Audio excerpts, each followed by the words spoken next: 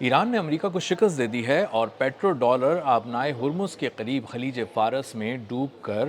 غرق ہو چکا ہے، اور اب نئے پیمنٹس میتھڈ سامنے آ رہے ہیں۔ ایران نے اس کا کنٹرول آبنائے ہرمز کا بری طرح سنبھال لیا ہے، اور اب نئے گیٹ ویز بن رہے ہیں پیمنٹ کے، نئے طریقہ کار سامنے آ رہے ہیں، مختلف ایس او پیز بتائے جا رہے ہیں ان تمام شپنگ کمپنیز کو، ان تمام ممالک کو جو چاہتے ہیں کہ ان کا تیل، ان کی چیزیں آبنائے ہرمز کو پار کر جائیں بحفاظت، اور اس کے لیے باقاعدہ فی کا بھی اعلان کر دیا گیا ہے کہ کتنی ٹرانزٹ فی، ٹول فی پے کی جائے گی، اور اس کے بعد تیل گزر سکے گا یا دیگر ایکسپورٹس کے جو آئٹمز ہیں وہ ویسلز لے کے، کمرشل ویسلز وہاں سے گزر سکیں گی۔ تو اس کی جو ڈیٹیلز سامنے آ رہی ہیں جس کے بارے میں اب یہ ایران فیصلہ کر رہا ہے، وہ اس کا طریقہ کار کچھ یوں ہے کہ جو بھی ویسل آبنائے ہرمز کو پار کرنا چاہے گی وہ ایران کو پے کرے گی $1 فی بیرل، $1 فی بیرل کے حساب سے پیمنٹ ہوگی، اور مختلف جو ویسلز ہیں ان کے سائزز کے حساب سے، ان کی کیپیسٹی کے حساب سے یہ طے کیا جائے گا کہ ان کی کتنی ٹول فی بنتی ہے، اور اس کے بعد جو ہے ان کو وہاں سے گزرنے دیا جائے گا۔ ایک عام اندازہ یہ بن رہا ہے کہ جو ویسلز ہیں ان میں جو ایک ایوریج فی ہے وہ $20 لاکھ بنے گی تقریباً، اور وہ پے کر کے وہ وہاں سے گزر سکیں گے۔ اس کے ساتھ ساتھ جو ڈیٹیلز IRCG ڈیٹیل شیئر کر رہا ہے اس کے اندر یہ ہے کہ پہلے شپنگ جو کمپنیز ہیں وہ رابطہ کریں گی پاسداران انقلاب سے، ان کو پورا ڈیٹا دیں گی، اس کے اندر شپنگ جو کمپنی ہے، جو ویسل ہے، اس کے اونرشپ کی ڈیٹیلز بتانی پڑیں گی، کارگو ڈیٹیلز بتانی پڑیں گی کہ کیا سامان ہے، کہاں جا رہا ہے، کس نے منگوایا ہے، اس میں کیا ہے، اور وہ کس حساب سے لیا گیا ہے۔ اس کے بعد اسٹاف کی ڈیٹیلز دی جائیں گی کہ جو اسٹاف اس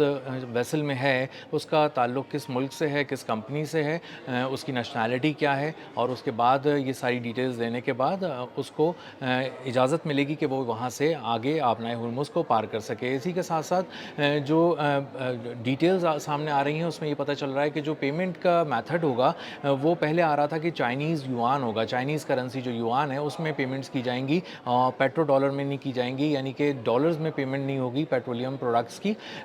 اور یوان میں ہوگی۔ لیکن اب ساتھ ساتھ یہ بھی سامنے آ رہا ہے کہ جو کرپٹو کرنسی ہے اس کو ایران سمجھ رہا ہے کہ وہ پرائمری اس کی جو پیمنٹ میتھڈ ہوگا وہ اس کا کرپٹو کرنسی ہوگا، اور جو اسٹیبل کوائنز ہیں جیسے بٹ کوائن اور دیگر کوائنز، ان میں پیمنٹس وصول کی جائے گی ایران کی جانب سے۔ جو بھی شپنگ کمپنی چاہے گی کہ اس کا سامان آبنائے ہرمز کو پار کر لے بحفاظت، وہ پاسداران انقلاب سے رابطہ کر کے ان کو بٹ کوائنز میں پیمنٹ کرے گا، اور کہیں کہیں یہ چائنیز یوان میں بھی پیمنٹ کی جا سکتی ہے، اور اس کے بعد ان کو ایک خاص کوڈ دیا جائے گا۔ اس شپنگ کمپنی کو جب خاص کوڈ دیا جائے گا تو وہ ویسل کے جو کیپٹن ہے اس کو دیا جائے گا، اور اس کے بعد وہ پاسداران انقلاب سے مسلسل اس کوڈ کے ذریعے رابطہ کرے گا، اور وہی کوڈ ڈیسائیڈ کرے گا کہ یہ جو ویسل ہے کمرشل ویسل یا آبنائے ہرمز پار کرے گی یا نہیں کرے گی۔ اس کے بعد جب کوڈ دے دیا جائے گا، ایرانی پاسداران انقلاب سے رابطہ کر لیا جائے گا، تو وہ اس کو ایک کور دیں گے، ایک پروٹیکشن کور دیں گے، اور اس کے بعد ایک محدود ایکسس دیں گے آبنائے ہرمز تک جو بہت ہی قریب ہوگا ایرانی ساحلوں سے، اور اس کو ایرانی ساحلوں کے قریب سے گزارا جائے گا تاکہ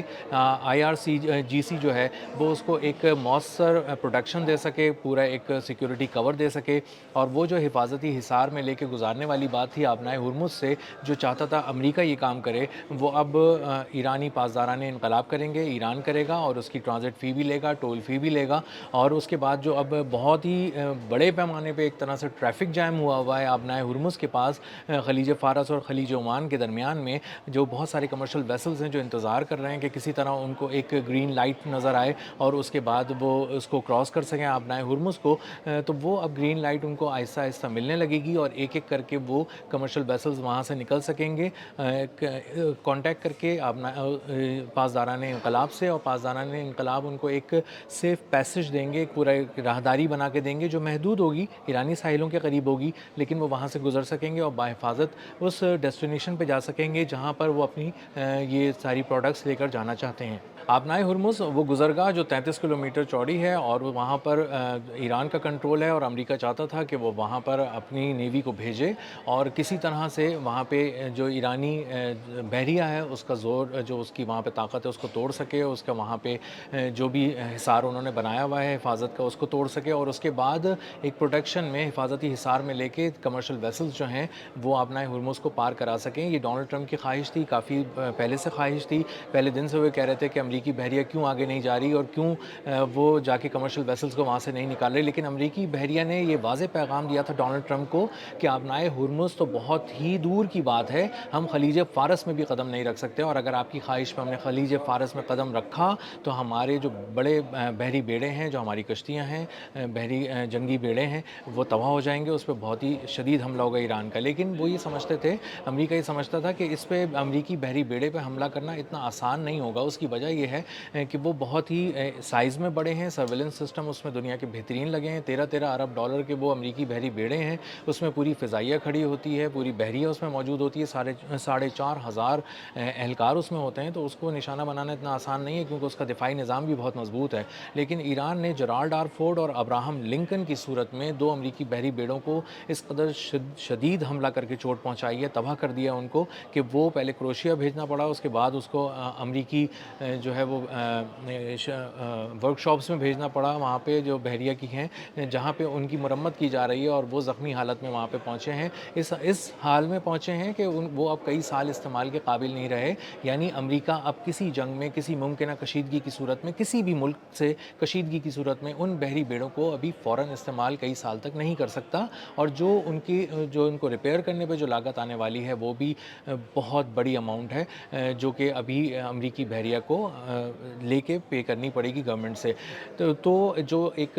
پورا ایک حصار بنایا ہوا تھا انہوں نے بحریہ کی صورت میں سمندر پہ، اور سمجھ رہے تھے کہ وہ خلیج فارس میں آئیں گے، تو وہ خلیج فارس میں نہیں آ سکے۔ خلیج فارس میں نہ صرف امریکی بحریہ کا غرور ڈوب گیا، بلکہ پیٹرو ڈالر بھی ڈوب گیا، اور اب چائنا وہاں پر ایک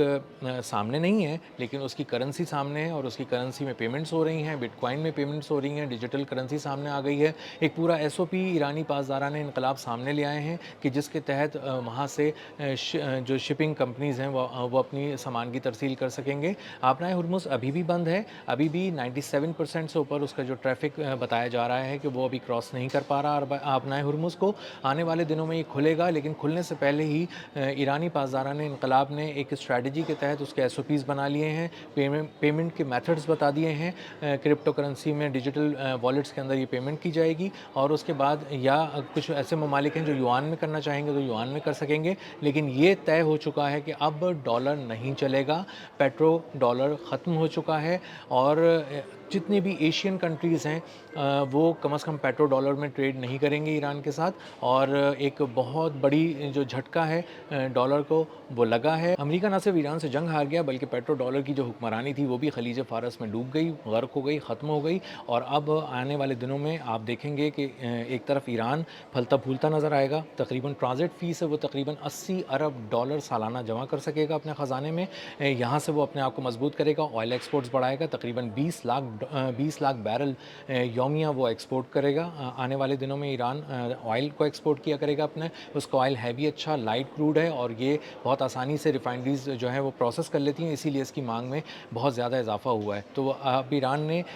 تھوڑی بہت بھی جو ان اناؤنس قسم کی سینکشنز ہیں ان سے بچنے کی تیاری کر لی ہے، ڈیجیٹل پیمنٹس کا جو میتھڈ ہے وہ طے کر کے سب کو بتا دیا ہے۔ آنے والے دنوں میں آبنائے ہرمز جب کھلے گی تو ایران اس سے بہت کمائے گا، عمان اس سے بہت کمائے گا، چائنیز کرنسی اور زیادہ ڈیمانڈ میں آئے گی، مضبوط ہوگی، اور الٹیمیٹلی ایران جو ہے اس کی اکانومی فلرش کرے گی، اور ایک نیا بوم ہم دیکھنے کو ہمیں ملے گا ایران کی اکانومی میں۔ اب تک کے لیے اتنا ہی، ملتے ہیں اگلے ولاگ میں کسی نئی خبر، نئے تجزیے اور نئے زاویے کے ساتھ۔ اللہ حافظ۔